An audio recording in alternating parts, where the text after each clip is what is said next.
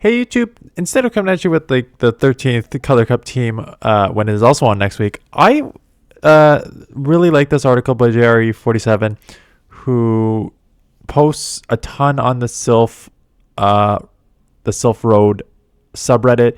He also posts a lot on Twitter, and he's if you like my analysis on Pokemon of what makes them strong and weak and how they play in the meta, you should definitely go look at his stuff. He's very good at analyzing just like the Pokemon, their matchups, their strengths, weaknesses, stuff like that.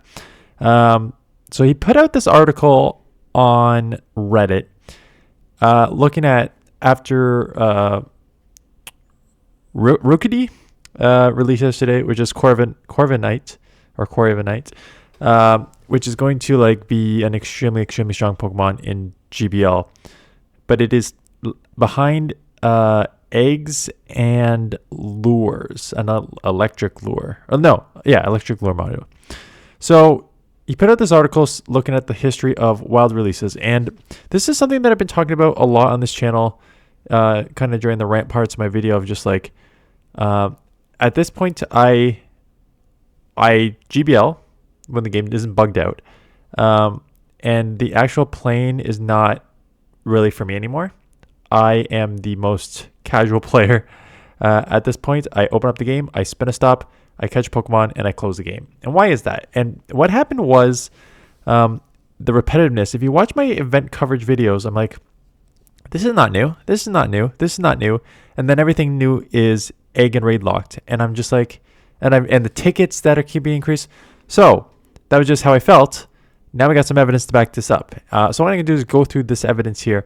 Go through some of the comments that people posted, and just talk about like what this means. Like some like say this is just a natural evolution of how the game should go, and others are just as frustrated. So basically he's looking at like, is there a difference now between what it was in the past? So in the early days, new releases were commonplace. 2017 saw 170 new species. 2018 saw 119 new, and 2019 saw 100 new. 2019 was also the first year that the number of new shinies introduced vastly exceeded the number of new species, with 201 in the game, more than double the 100 species brought in to go. 2009 also saw the first in-game tickets introduced to the game. 2020 was obviously an odd year. That was COVID. 76 new species in the game, 149 new shinies, with well over 50 of those shinies in the wild, either normally or at least during events. 2023 dropped to 56 new species and 109 new shiny forms, the majority of which were in the wild, except for certain like Klingon required finding at certain Pokestops, Gimmighoul, special lures, and Go-Goat are available only at real-world paid events. And Larvesta and Volcarona were only introduced in eggs. Now 2024 still viable. 40 new species still visible in the rearview mirror. 40 new species were released during the calendar year, which is the lowest to date, and 118 new shinies were released, nearly 3 times the number of new species. And then it goes into all the stuff that how it's changed from being in the wild to how it's all egg-locked. Lycanroc Dusk only available. Rockruff hatched in eggs during the event. Annihilate was for free, which is great. Around it, Hisuian, Typhlosion, and Sidgeway were released in raids, unavailable even today by evolution or other means. Drampa entered the game the same way. Varoom was introduced in 12k Abes in February, joining Saladin from 2022 and Larvesta from 2023, as well as Saladin from way in 2020. While we're on the topic, still never been able to get this in the wild, an egg exclusive as we enter 2025. Enamorous came to Elite Raids on Valentine's Day and has not been since. Rotom arrived in paid Go Tour events, and White Stripe Basculin in the wild, kind of as an occasional reward for utilizing the new Roots feature. Poipole arrived in research. Everything's hidden. Like this is, they goes in, if you want to see every single one, he talks about all the ones who are hidden and what came out. And that marked the last time we got a new release. Morpeko came in GBL and research. More. Okay, so what about today? 2025 started off great. We had Fido in the wild. If you watch my video, I'm like, this is the one that I actually grinded. I think I made a joke on Twitter. I spent an hour grinding Pokemon Go, 50 minutes grinding for Fidos and 10 minutes playing the community day because it was such a bad community day. But outside of that, we know that Mudbray and its evolution will be coming in March and at the paid Go City Safari event. Black and White Kyurem are coming to the Go Tour, and then there's upcoming Fashion Week Taking Over event, which will bring Shroodle as the new 12K exclusive egg, and the long-awaited release of Rickety and Corviknight. Now he went into the PvP analysis saying how it's like just a dominant Pokemon, but it's being released in eggs. So I did not know this because I did not play the games, but apparently, and some people have made this argument, that this Pokemon was like one of the basic flying starters. So like if you play the OGs, someone made this example. Imagine in 2016, you open up a Pokemon Go app for the first time, and the only way you get Pidgey is by using a premium item that costs you at least $1.50. Game today would have been dead on arrival. That's what's happening today. So eggs or lure module. It continues. I walked us through the above. Wild spawns are rapid drying up. Not only are all new Pokemon released dropping consistently over the last few years, but the method in which they are released is increasingly focused on pay-to-win methods. Eggs, paid research, paid events, and now bought item tickets like lure or travel to specific hard-to-find locals like beach blooms or certain regions. To reiterate, since the start of 2024, we have only had 1 month, last September, in which new wild spawns were released with no strings attached. It is a trend that bothers even Joe Merrick, who's Mr. Cerebi himself, who tweeted, seriously, why have wild Pokemon ceased to be the main focus of Pokemon Go? I mean, to get more money, obviously, but why? You want people outside, you get them to hunt for wild Pokemon. This is getting too much. More than half the new ones added last year weren't wild. And then he kind of wraps up saying, a game that has long been about catching them all is increasingly not about catching them all. The wild hunt of Pokemon Go early years is increasingly behind us, and the trend points to a new normal and how to acquire new Pokemon in the game. And then he asks, like, how do you feel about that? And you go check him out there. So you got some like different people saying different things. Like this first person here, basically lots of upvotes. You can see a lot of people agreeing with him, basically saying like, I used to spend $1,000 of the game. I used to go out and grind everything. I used to buy every single ticket. And then gets down here. This game is absolutely on a path. If it is not already arrived at, and shitification, I think it's. I refuse to pay $7.99 for Caldo. I refuse to pay $2 for a research ticket that you can no longer come with a fun, cute, lure-based Pokemon story. I refuse to go to my way to grind a ridiculous amount of eggs when I have Igglybuff, Larvitar, and all the other 12-kilometer like Pokemon that are in there. I am done going out of my way to spend real money, walk real steps, and invest real time in an experience that feels less like a natural extension of a beloved child franchise into adulthood, shared with lots of cool people and people I care about, and more like an experience that feels no different than any other bloated mega corporation trying to extract profit of their users at the expense of the experience they have willingly paid for in the past. No more. So there is a lot of like that. Like, I agree with you. I don't like this, but there were lower. Now, there were some things that said like, I still like the games. Someone agreed like this Fashion Week is a new low. Our new costume Pokemon Wincino is not spawning in the wild. All the other re-releases, most costumes are the exact same hat. Promised boosted shiny rates seem to be only half of what the boost they were promised. Yeah. So a lot of that, and then some other people did say, I do want to put the other side of the coin here. Where's the one that said like that this is just a natural evolution for these type of games?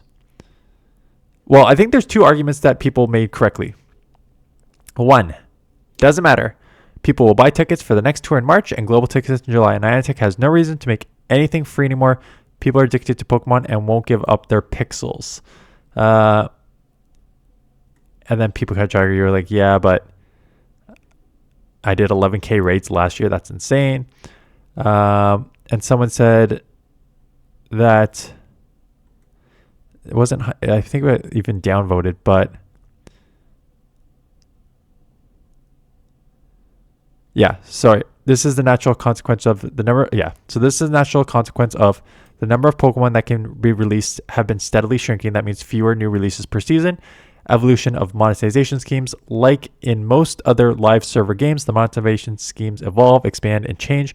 Pokemon Go is just another like gacha video game. Wild spawns are not profitable because they are free pulls. Meanwhile, eggs, raids, max battles, and lures are paid pulls. Unfortunately for the old school players, the only thing left is to accept the constant expansion of monetization schemes or quit the game. You can't stop capitalism. And for every old school that quits, 3 new players fill the gap. And then a couple other people are like, yeah, who cares? Like, this is the way. I'm not playing as much, but I'm still playing.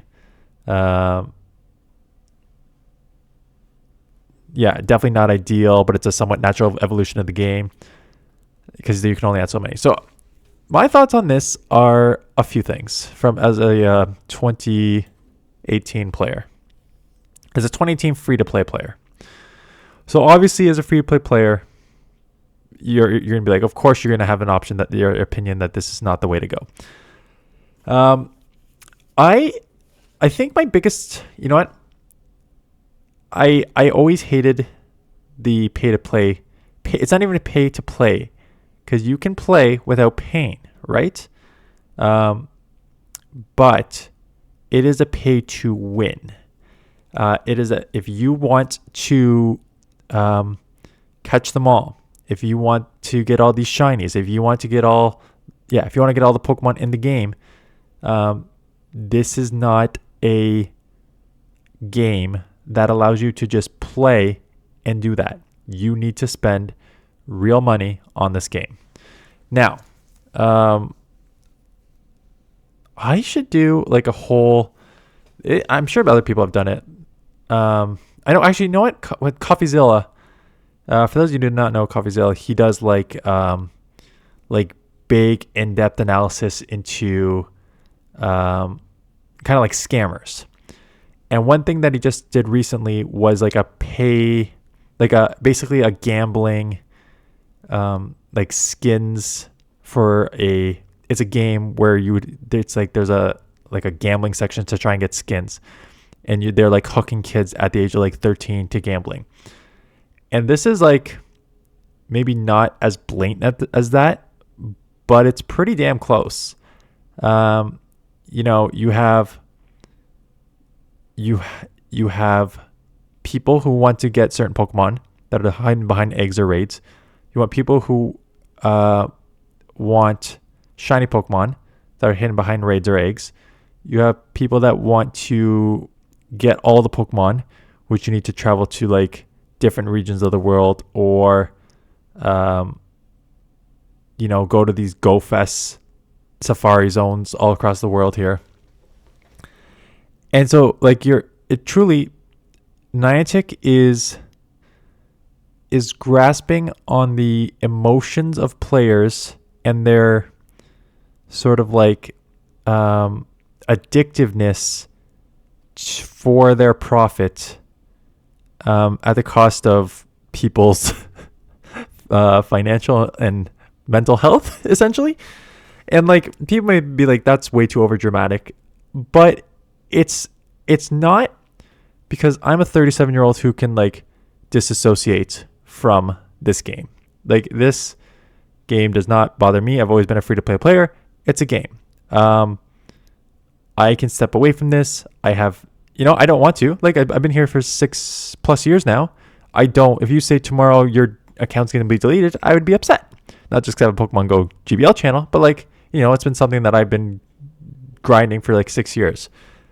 So imagine that with someone who is much more into this game, maybe less, I don't want to say less developed, but like younger and more impressionable to like the need to have these Pokemon, the need to get the best stuff, and just like getting pulled in, like I like this person who talks about like the pull-ins, like the wild spawns are a free pull-in, and then the other ones are like the pull-in for getting paid. So I just don't like it, and I also don't like, and why it pisses me off. It's not only like the gambling aspect of it; it's the it's a poor way to treat your player base when you take stuff that was previously free and then make them pay money for it. Like, that doesn't fly generally with businesses. You cannot provide value and then take that value away and hide it behind money unless you're truly trying to like bait and hook them, right? Which is like kind of like a schemy thing. Like, this is why it reminds me of gambling, right? It's just like, oh, come and get this like free bet. If you lose this bet, you get your money back. And then it's like, oh yeah, now it's like, okay, oh wow, I got my money back. I can win. It's either like you win the first time and you think you can always win, or you like don't win, but you're like, oh, I can keep going, and you're hooked.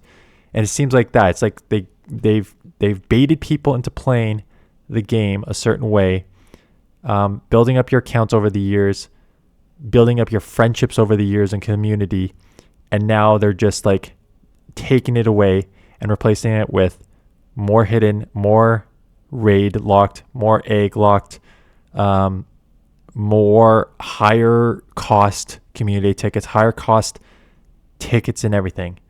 And I just like, honestly, I was a person that was very short into the street saying it does not matter. Yeah, doesn't matter. People will buy the tickets for the next tour in March and global tickets in July. And we'll get out. I think this is like the perfect, actually I'm showing it on mine. I'm not even showing it on here. Sorry. Yeah. So it is the perfect one. Like the capital, someone mentioned the capitalist system. Yes, I don't agree with it as a human being. I don't agree with the strategy of it as a someone who did economics undergrad and believes in the free market. If this person is 100% right, these Go tours, the global Go tours, the Go fests will basically sell out. People will travel and spend thousands of dollars on this stuff. I've seen it. I see it constantly. So I can't, again, I don't agree with it, but I can't blame them for taking this strategy because money talks, right? The only time Niantic has made a change to what they decided was the best way to play was when they increased the radius size, decreased it because they're like, no, we're taking everything back because this is what they do. They just take everything back.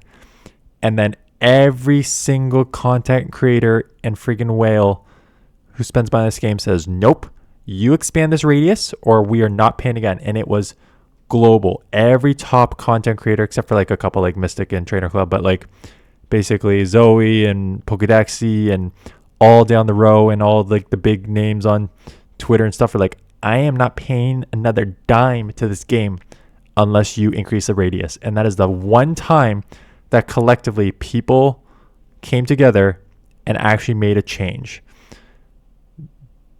Complaining, this isn't complaining. This is like very well written, like to the point. Me making this video saying I don't agree with it, people complaining about it does not change anything, right? People, this is just like basic, I don't know what to call it, like business or whatever. Like businesses do not care about what the masses have to say on the internet because that does not affect their bottom line. They look at their numbers. They don't even care. You are not even a person to them. I hate, like, if you don't understand how businesses work, I'm sorry, like, here's the reality check. Niantic could not care less about you. Every game in business could not care less about you. You are a number to them, and that number appears on their data sheets. And that's the way it is. And, like, it's the same with, like, let's just even, like, relate to YouTube. I've definitely formed, like, I'll be honest here. I've got 25,000 plus subscribers at this point. I've definitely talked to a ton of you. I try to reply to all the comments. When I was in Go Fest, like, I will meet people. But for the most part, like, I will never know who those 25,000 people are. I will never interact with you, right? So imagine that on a global scale. Imagine that on a worldwide, millions and millions and millions of people playing. Niantic does not care about you. They care about the fact that you are playing the game, you're giving them your data, and you're giving them money. That's it. Like, if something bad happens to you in the game, what was it? Like, so Fleece King got hacked, and they like fixed his account, but there's like constantly other people who are having issues. Niantic does not care about them. So unless you're like a select few people, like you are nothing to them. Anyways, sorry for the doom and gloom there, but like I think people just need to realize like what this game is at this point. And I've accepted this. I've accepted that this is the way the game's going. I accepted that it will be egg and raid locked for a lot of these things in the future. I accept that the events will continue to go on. I accept that the tickets will be nonstop and increase in price, and I expect that people will pay for them. So I will play the game how I want to play. You play the game how you want to play. And I've actually changed my tune so much over the years when it comes to cheating in this game. So like before, I was like, you know what? I had a friend who used like the swinger to get the free walk, and then I learned about defit. And then what are they called? Spoofers. People who spoof and cheat that way. And then the more I think about it, I'm like, who cares? Like, who, in the end, who really cares how you play this game? Because Niantic doesn't care about you, so why should I or anyone else judge how you play this game? So if you want to spoof, if you want to run defit to get, I remember those at the end of raids where they give like the highest thing, and you get people who walk like 200 kilometers in a day. And I was like, okay, they're obviously just cheating. That's like BS. But I'm like, who cares? Like, who actually cares in the ending? I changed my tune 100% with that. I was like, that's dumb. Like, why would you do that? Like, it's so. But if Niantic's not punishing you, it's like some people get punished. Like sometimes they get flagged and you get put down. But other times, yeah, I post my videos on Facebook. And I see those communities. I see the spoofers unite. I see there's like thousands of people.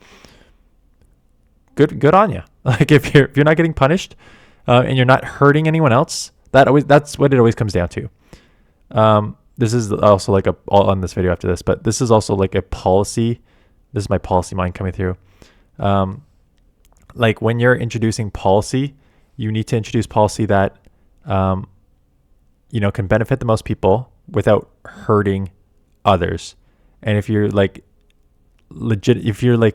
legitimately hurting others, you can't introduce that policy, or you need to have like mitigation stuff to fix them, right? So if you're like spoofing, and it's not affecting my game in any way, I don't care.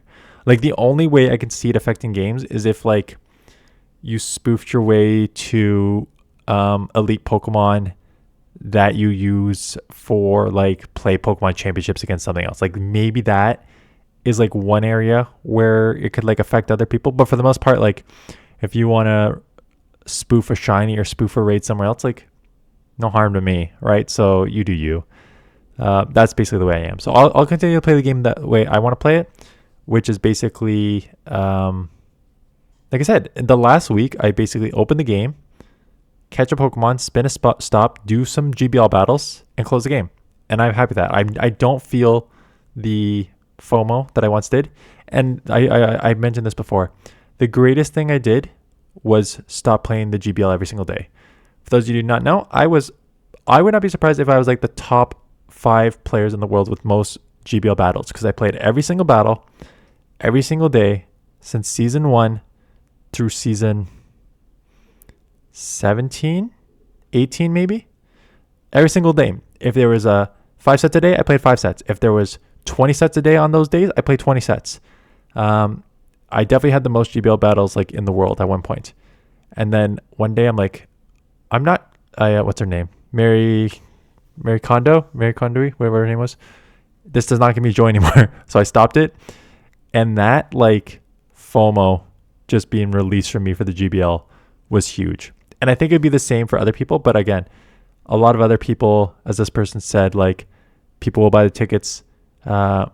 people are addicted to the game and won't give up their pixels. Like, again, unless you like kick yourself from that addiction and kick yourself from like, this is important, I want this, Niantic is just gonna grind you. So anyways, just thought I'd bring that up because I thought it was an interesting article.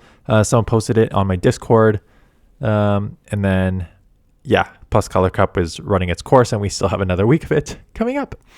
Anyways, speaking about this new Pokemon that is egg locked and lure locked, it is going to be a top GBL Pokemon. So, and that event is starting tomorrow. So I will cover that tomorrow. Anyways, that is it. Thanks for watching. Let me know your comments. Let me know your thoughts below.